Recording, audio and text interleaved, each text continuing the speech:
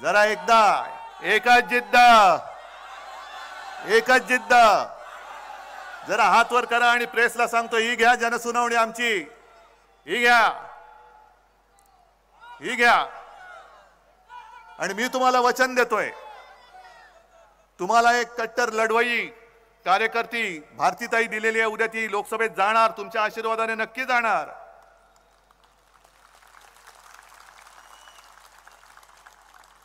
आणि पहिल्या प्रथम वाढवण बंदरचा फडशा पाडणार, हे माझं वचन आहे तुम्हाला, हे वचन आहे।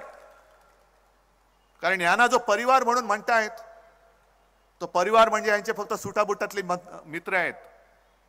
हे समजा धरून चाला, वाढवण बंदर झालं कोणाच्या घशात जाईल? आता तुम्ही हळू बोलता, एवढं झालं तर दिल्लीपर्यंत आवाज जाणार कसा? जरा मोठ्याने बोला। कोणाचा मित्र आहे ना? मग विकास कोणाचा होणार? आणि मग माझ्या मच्छीमार लोकांचं काय होणार? तुम्ही हे सगळं बघितलेलं आहे। जेव्हा जनसुनावणी झाली तेव्हा किती फौजफाटा लागला होता ना? आणि तुम्ही सुद्धा, जनता सुद्धा किती संख्येने आली होती। म्हणजे चित्र आहे, निवडणुकीच्या तोंडावरती एवढा फौजफाटा लावून जर काही जनसुनावणी घेण्याचा अट्टहास करत असतील, दुर्दैवाने जर काय परत आले, येऊ शकत नाहीत, पण दुर्दैवाने परत आले तर सांगता येत नाही, कदाचित रणगाड्या आणून सुद्धा इकडे वाढवण बंदर पूर्ण करायचा ते प्रयत्न करतील। आणि म्हणून आत्ताच ही वेळ आलेली आहे, यांना गाडायचं असेल तर आत्ताच, कारण आता हे नम्र आहेत, आता पाया पडतील। आणि एकदा जर का तुम्ही भुललात तर मागे एक घोषणा होती, एके भूल, ती किती महागात पडले बघा। कारण आता हे सध्या दिवस चालले, ते निवडणुकांचं वारं वाहत आहे। गद्दारांचे 2 मालक महाराष्ट्रामध्ये फिरतायत। कोण गद्दार तुम्हाला माहिती आहे आणि मालक कोण तेही माहिती आहेत। सरळ उघड सांगतो, कारण परवा मी जेव्हा पत्रकार परिषद घेतली तेव्हा मी बोललो की यापुढे मी जी काही टीका करणार आहे ते देशाच्या पंतप्रधानांवरती नसेल तर नरेंद्र मोदींवरती असेल। कारण देशाच्या पंतप्रधानांचा मी कधी अपमान करणार नाही, करू शकत नाही, करू इच्छित नाही। पण निवडणुकीमध्ये जर का ते येऊन, एक तर तुमचा संबंध काय महाराष्ट्राशी, महाराष्ट्राच्या बाहेरचे आहात तुम्ही, आणि महाराष्ट्रामध्ये येऊन जी शिवसेना प्रमुखांनी भूमिपुत्रांच्या न्याय हक्कासाठी स्थापन केली, तिला जन्म दिला, त्या शिवसेनेला तुम्ही नकली म्हणता? अरे नकली शिवसेना म्हणाले ती काय तुमची डिग्री आहे की काय? ही काय तुमची डिग्री आहे? ही नकली आहे, पण आहे। मग त्यांचे दुसरे पार्टनर आले, खंडणीखोर पक्षाचे दुसरे नेते अमित शहा, ते बोलून गेले शिवसेना नकली आहे। बोला तुम्ही, पण मी तुम्हाला जे भारतीय जनता पक्षाला म्हणतोय की हा भाडखाऊ जनता पक्ष आहे, भाडखाऊ आहे, भेकड आहे, भ्रष्ट आहे। नाही, नुसतं मी काहीतरी बोलायचं म्हणून भची बाराखडी नाही बोलत आहे, मी भेकड एवढ्यासाठी म्हणतोय की ज्या पद्धतीने त्यांनी आपले गद्दार फोडले, ईडी, इन्कम टॅक्स, सीबीआयचं बंदूक लावली त्यांच्या डोक्यावरती आणि घेऊन गेले। या इथूनच पालघर बंदच गेले ना ते सुरतेला, म्हणूनच मी पालघर मध्ये आलोय। बघू याच्या पुढे कोण गद्दार जाऊ शकतो गुजरातला, तेच बघायला आलेलो आहे। तुम्ही बंदूक लावून तर घेऊन गेलात, तुमच्यामध्ये ताकद नाहीये। आज माझ्याकडे तुम्ही माझा पक्ष चोरलायत, माझं चिन्ह पळवून नेलेलं आहात। अरे कशाला माझे वडील तुम्ही चोरण्याचा प्रयत्न करताय? एवढे तुम्ही काय बोलायचं त्यांना बोलू द्या, सोडून द्या त्यांना। पण तरी देखील हजारो माणसं माझ्यासोबत आली, कशासाठी आलेली आहेत, काय येऊ शकतात ही? आजपर्यंत भगवा झेंडा फडकत होता डौलाने, त्याच्या बरोबरीने कम्युनिस्टांचा लाल झेंडा फडकतोय, इकडे काँग्रेसचा झेंडा फडकतोय। आणखीन तिकडे माझे काही मित्र आहेत, त्यांचे झेंडे फडकतायत। तुम्ही शिवसेना संपवायला निघालात, उद्धव ठाकरेला संपवायला निघालात, ही यांची वृत्ती आहे। जो यांना देईल साथ त्यांचा करणारे घात, ही यांची स्लोगन आहे। गेल्या 19च्या निवडणुकीमध्ये ढवळे साहेब आपण म्हणालात की या पालघरनी चमत्कार केला, पण तेव्हा आम्ही एक चूक केली होती, आम्ही मोदी पंतप्रधान व्हावे म्हणून याच पालघरमध्ये येऊन प्रचार केला होता।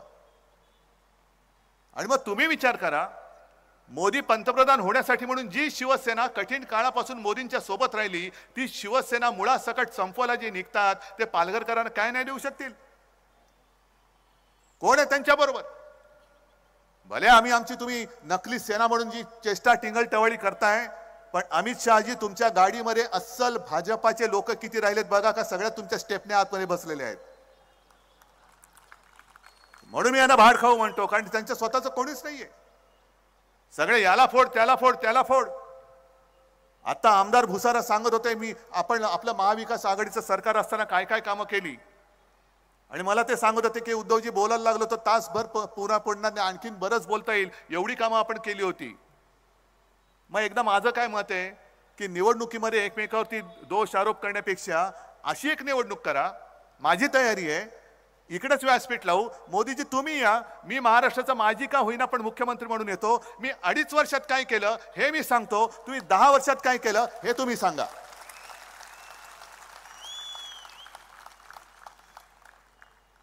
नुसतं आपली टीका करायची प्रत्येक भाषणामध्ये. अरे उद्धव ठाकरे जर का तुम्ही संपवला आहात तर मोदीजी तुम्ही विश्वगुरू आहात, संपूर्ण जगातले लोकप्रिय नेते आहात, पण तुम्हाला प्रत्येक सभेमध्ये उद्धव ठाकरेचा उद्धार केल्याशिवाय तुमचं भाषण पूर्ण का नाही होत? अमित शहा तुम्ही देशाचे गृहमंत्री आहात, आता होतात म्हणायला पाहिजे, कारण आता त्यांचं संपलं काम. तुम्ही तिकडे चीनला उत्तर द्यायला पाहिजे.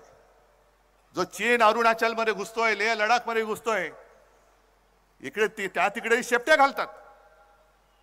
चीन घुसला तरी चालेल, पण उद्धव ठाकरे संपला पाहिजे. संपवा. माझं आव्हान आहे, उद्धव ठाकरेला संपवून दाखवा. हे सगळे उद्धव ठाकरेचे प्रेमी माझ्या समोर बसलेले आहेत, महाराष्ट्रभर पसरलेले आहेत. अहो तुम्हाला आम्ही निवडून दिलं होतं ते चीन पाकिस्तान वगैरे वगैरे जे देशाचे शत्रू आहेत त्यांना संपवण्यासाठी दिलं होतं, पण देशाचे शत्रू मोकाट आहेत, त्यांच्याकडे बघायला सुद्धा तुमची काय हवा टाईट होते, घाबरता. पण इकडे फणा काढून बसता आणि तिकडे शेपट्या घालून फिरता.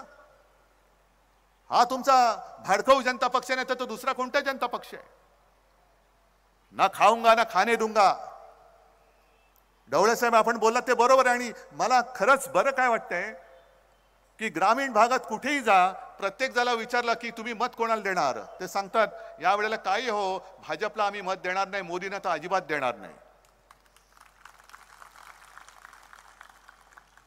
आणि महत्वाचा मुद्दा जो प्रचारातला आहे, प्रचारातला म्हणण्यापेक्षा लोकांच्या मनातला आहे, तो प्रश्न मी तुम्हाला विचारतो.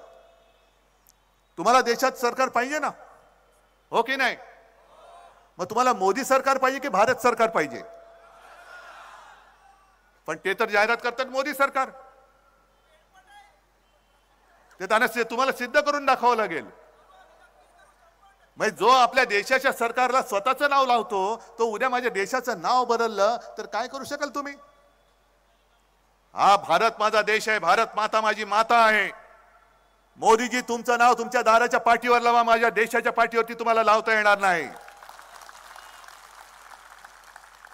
काय तुम्ही आता उद्या पंतप्रधान पदावरून उतरल्यानंतर कदाचित तुम्ही झोडी अडकून जाल कुठे गुहेत, तर गुहेच्या बाहेर लावा, नाही तर गुजरातात परत गेल्यानंतर तुमच्या दाराच्या बाहेर मोदीचं नाव लावा, पण माझ्या देशाच्या सरकारवरती मोदी नाव पुन्हा लावता कामा नये, येता कामा नये.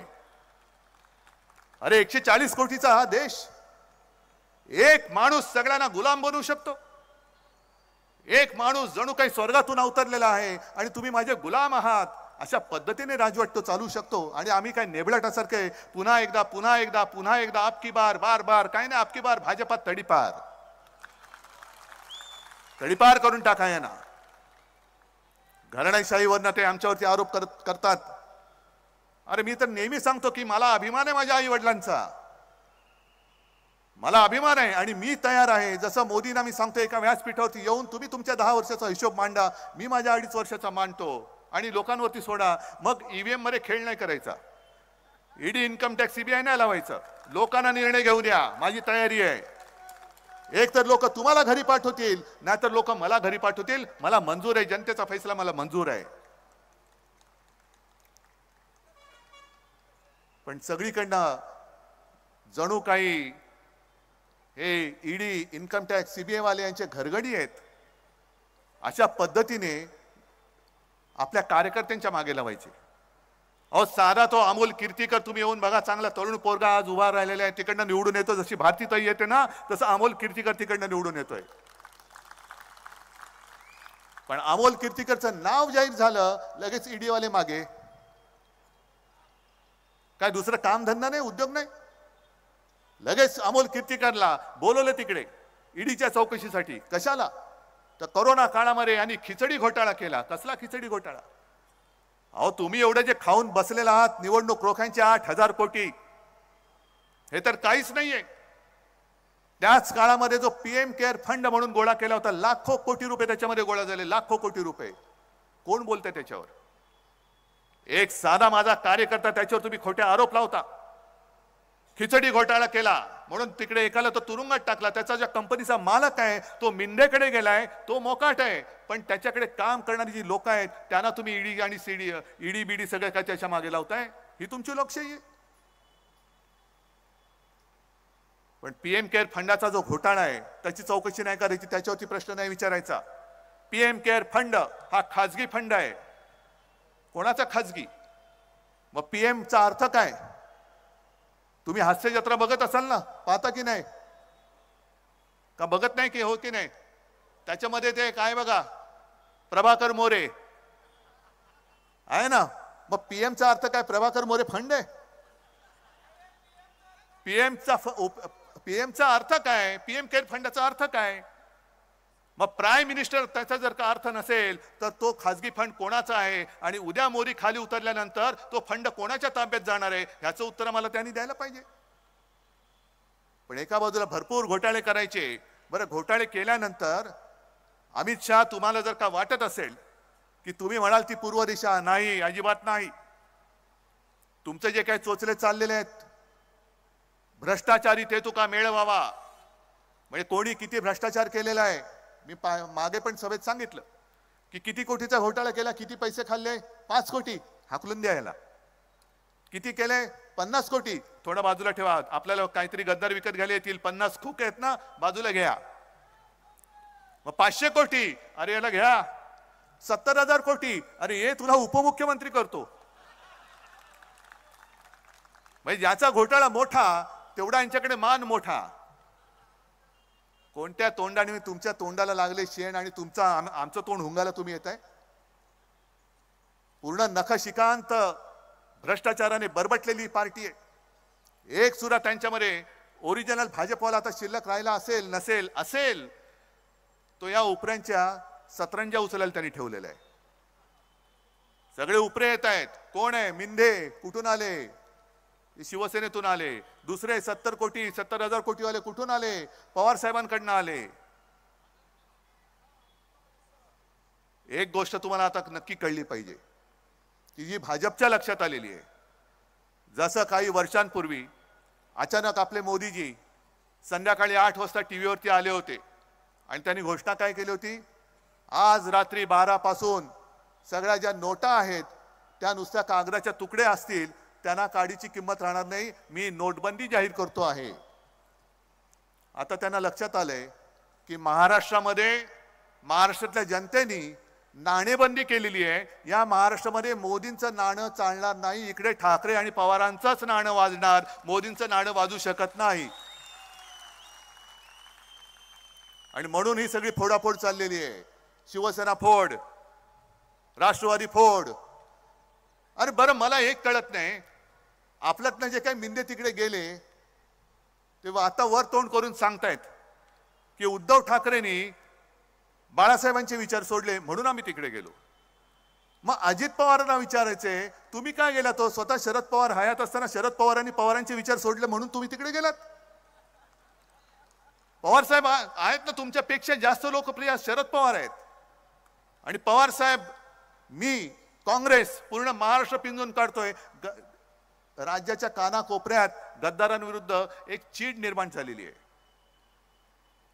आणि बाळासाहेबांचे विचार कोण ऐकतंय? हे मिंदे जे काय कुंतात माईकवरती, हे बाळासाहेबांचे विचार नाही.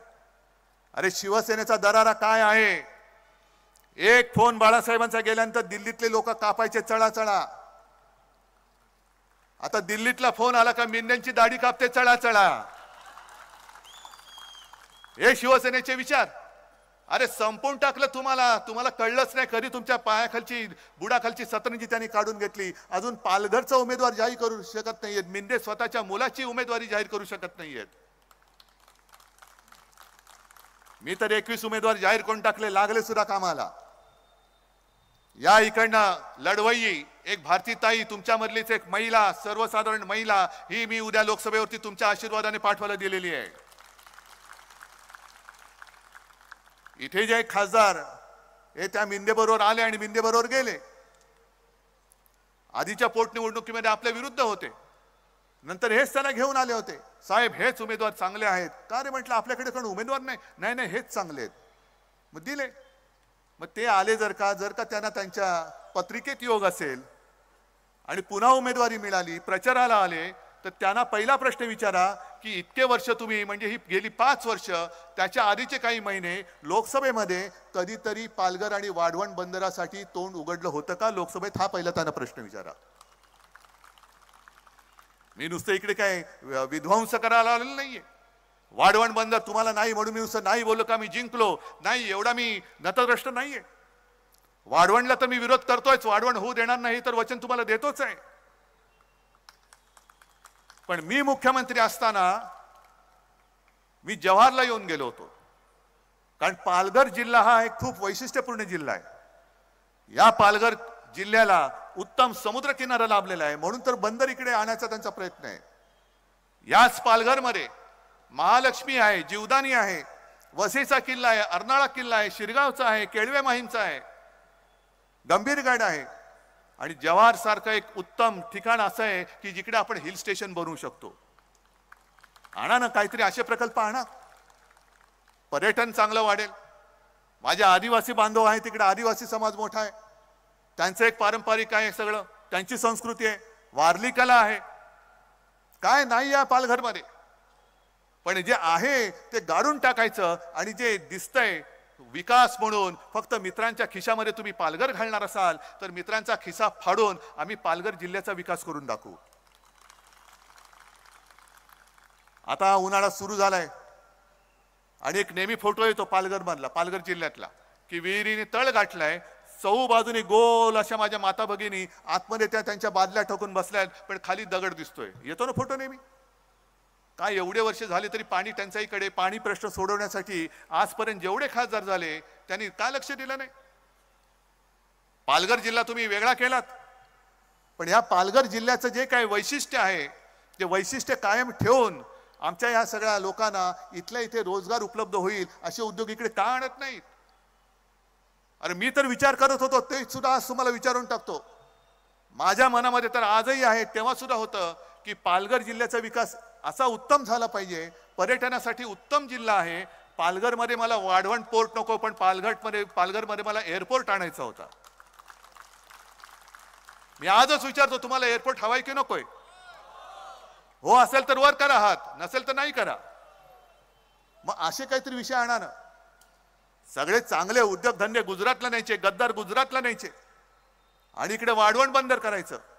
तिकडे बारसूमध्ये रिफायनरी, नाणारची रिफायनरी मीच रद्द केली होती आणि बारसूची सुद्धा मी सांगितलं होतं तिथल्या जनतेचा विरोध असेल तर बारसूला सुद्धा रिफायनरी होणार नाही. मी तिकडे पण जाणार आहे, गेलो होतोच. पण सगळे विध्वंस करणारे उद्योग हे महाराष्ट्राच्या माथी मारायचे आणि चांगले उद्योग हे गुजरातला पळवायचे. मोदीजी तुम्ही गुजरातचे पंतप्रधान नाही, तुम्ही देशाचे पंतप्रधान आहात. सगळ्यात चांगल्या गोष्टी आमचं गुजरातची काही वय नाहीये. मी अनेकदा म्हटलं की गुजरात सुद्धा आमचं आहे. इथे सुद्धा काही गुजराती माता भगिनी बांधव आले असतील, या पालघरमध्ये राहतात, मुंबईत राहतात, महाराष्ट्रभर राहतात. त्या गुजराती समाजाशी आमचं वय नाही. उद्या इंडिया आघाडीचं सरकार येणारच. होय, मी अभिमानाने आणि अगदी आत्मविश्वासाने सांगतोय, इंडिया आघाडीचं सरकार हे 300 पार करून येणार म्हणजे येणारच. हे आज राज्याचं नव्हे देशातलं चित्र सांगतंय. आणि इंडिया आघाडीचं सरकार आल्यानंतर गुजरातच्या हक्काचं जे असेल ते आम्ही देऊच, पण महाराष्ट्राच्या हक्काचं असेल ते आम्ही कोणाला ओरबाडायला देणार नाही. नाही म्हणजे नाहीच. मोदीजी तुम्हाला सुद्धा देणार नाही. करा ना, संपूर्ण देश आहे तुमचा. होता, आता नाही. 10 वर्ष खूप झाली. 10 वर्ष संपूर्ण देशाने तुम्हाला संधी दिली. त्या संधीचं सोनं करायच्या ऐवजी तुम्ही माती करून टाकली. आता बस झालं.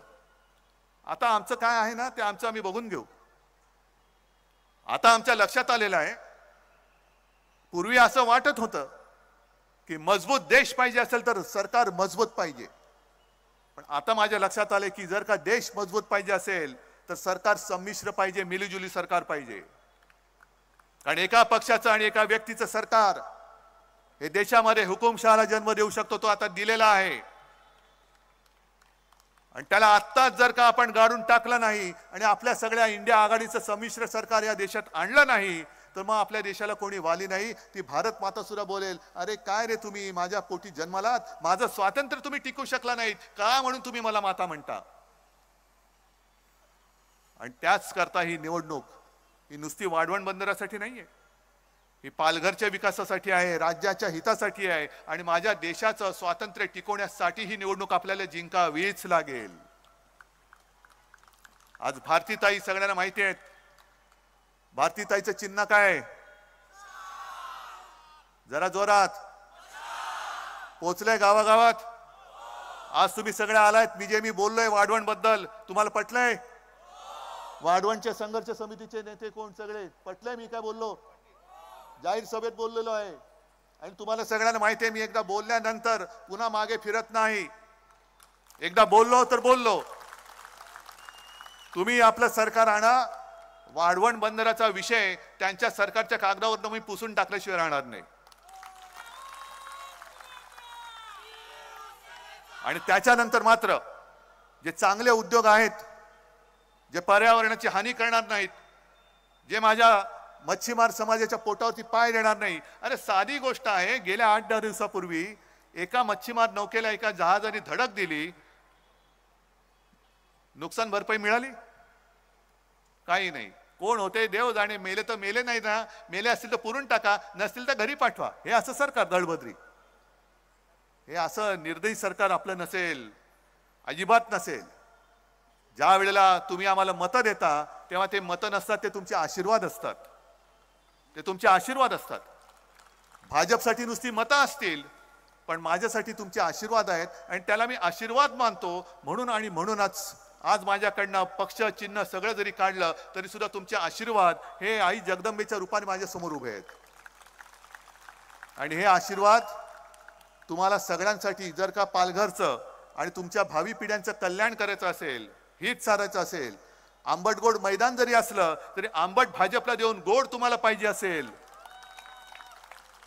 तर भारतीताईला प्रचंड बहुमताने तुम्हाला निवडून द्यावंच लागेल. आणि त्या भारतीताईची जी निशाणी आहे ती फक्त शिवसेनेची नाही, तर तुमच्यावरती होणाऱ्या अन्यायाला जाळून टाकणारी ती धगधगती मशाल आहे. ही मशाल ज्या वेळेला पालघरमध्ये पेटेल त्यावेळेला पालघरवरती अन्याय करणारे सत्ताधारी असतील त्याच्यामध्ये जळून भस्म होतील. आणि मला खात्री आहे की हा चमत्कार 19 साली तुम्ही केलेला आहात, या वेळेला पुन्हा एकदा करून दाखवल्याशिवाय राहणार नाही. आणि तसा आत्मविश्वास बाळगून मी आपली रजा घेतो. जय हिंद, जय महाराष्ट्र. सर्वांनी राष्ट्रगीतासाठी उभं राहायचं आहे.